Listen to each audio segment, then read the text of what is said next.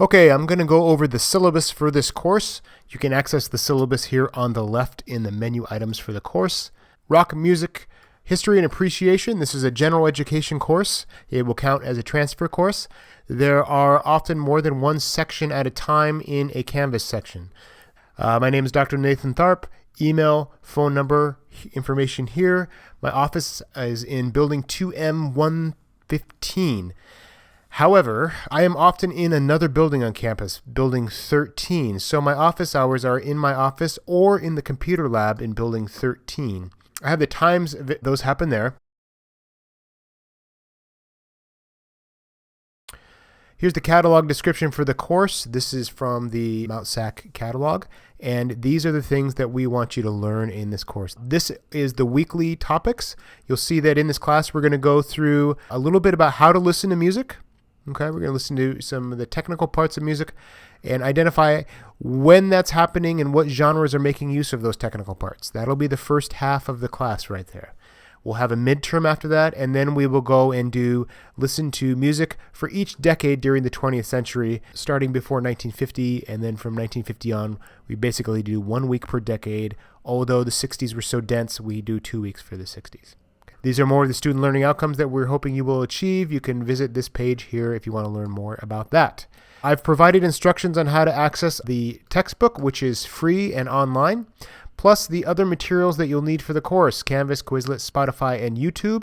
I have the instructions for how to access those on the Getting Started video. You need to be able to listen to and analyze musical sounds. So this is a music class, and we have to be able to listen to music. And you are responsible for all the communications that come from me through Canvas or any other correspondence through your Mount SAC email. So make sure you have access to that and can be responding in a reasonable time to that. Usually it takes me about 24 hours to get back to you. It may take a little longer on the weekend. So don't email me, if an assignment's due Monday at midnight, don't email me at 5 o'clock on Monday after you've had the assignment for a week and expect me to be able to get back to you in that time.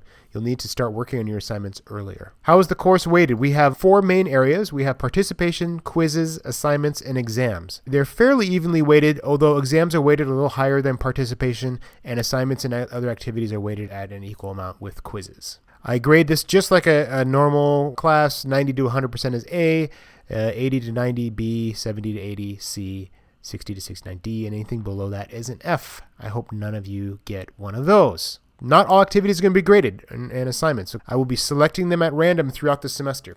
Participation for this class looks like taking part in the online discussions, and each week you will have a discussion that is catered towards an assignment that your group will be handing in. I will be grading the assignment and then also your participation in the discussion. Then there will be a quiz once per week that you will do on your own, and then we will have a midterm and a final. They will be very comprehensive. They will take you some time. You'll have to be focused, but I'm hoping they won't be that hard. I will be giving some extra credit, and if you are really having problems with something in the class and the way it's been presented, contact me, and maybe we can find another way for you to get an A out of this class. You cannot make up assignments in this class. Once I grade an assignment, if it's a 0, it remains a 0. So if you have missed an assignment due date, and I've gotten to that before you're able to submit something, then just move forward. There's over 100 students in this class, so I don't have time to go back and make exceptions for everybody. So if there are 10 quizzes and they make up 25% of your grade, each quiz is 2.5%. Okay, so you miss a quiz, that's 2.5% of your grade.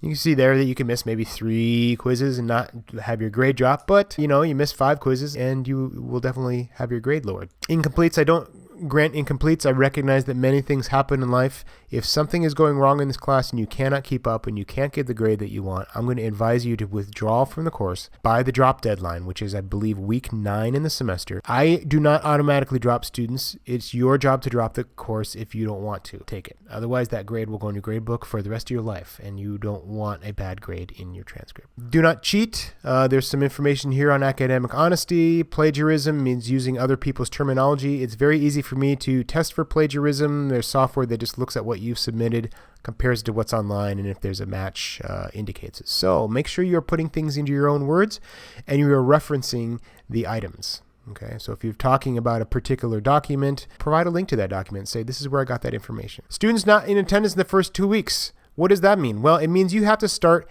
handing in assignments after that first week. This is a federal law. I can't allow you to stay in the course if you haven't started to submit some assignments. So after the first week, you'll see there's about 4 things due, and I will be going through towards the end of the second week, and people who haven't completed those tasks will be dropped from the course. Okay? There's a lot of people who want to get into this course, and if you aren't demonstrating that you're making progress in the first 2 weeks, then you will be dropped.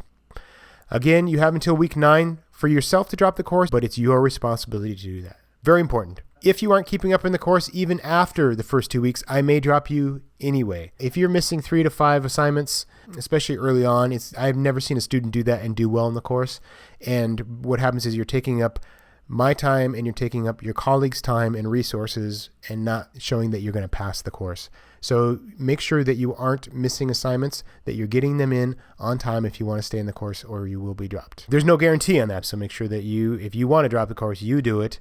And if you want to stay in the course, make sure that you're not missing more than 3 to 5 assignments. Standard of conducts, the biggest one for me is the songs. There's some songs out there that are pretty derogatory and discriminating. I don't mind some bad language, some graphic or sexual nuances, but I don't want it where it's putting down a group of people at all, whoever that group of people is, or an individual.